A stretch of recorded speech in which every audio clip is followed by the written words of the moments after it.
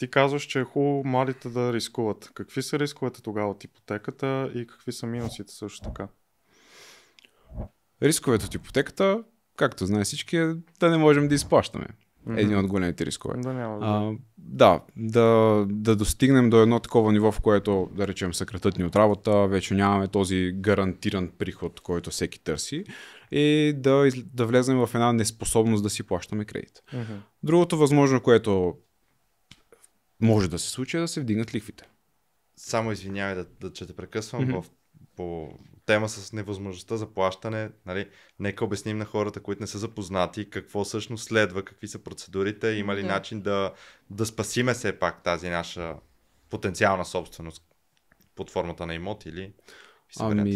Тук ако разглеждаме сделка, която е на ранен етап, нали, ако си влязал, да речем, с кредит, ипотекирал си, нали, имота на Акт 14 и в момента строителството върви. Нали, тогава по-скоро трябва да те е страх, така да го наречем, и няма да имаш това спокойствие в тебе. Тук много важна точка и тя да присъства в предварителния е да имаш възможност да препродадеш в този етап на строителство. Вече ако купиш, нали, един готов имот с ипотечен кредит, ти преспокойно в всеки един даден момент, дори да слезеш под стойността на имота, ти пак може да го развържиш и да погасиш кредита. Докато когато говорим за ново строителство е малко по-деликатно, както вие знаете, с инвеститорите. Не всеки път нещата минават по мед и масло. В момента, аз ви казах, че идвам от сделка в Пловдив, моя лична.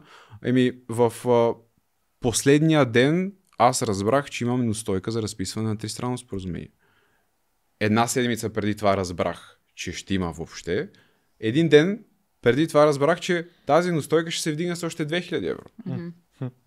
Което не е малко сума, е така от нищо да знаеш. Добре, това не го ли пише в договора, в който си подписва първоначално? Не.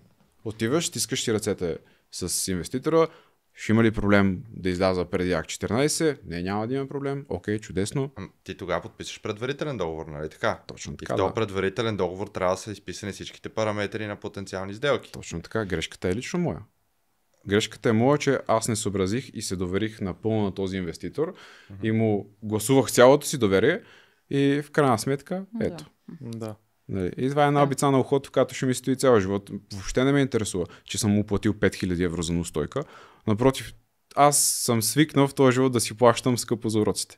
И на мен даже ми е готино, като ти си плата за някой урок и така хвърля 5000 евро. Няма да го повториш. Със сигурност няма да искаш да го повториш.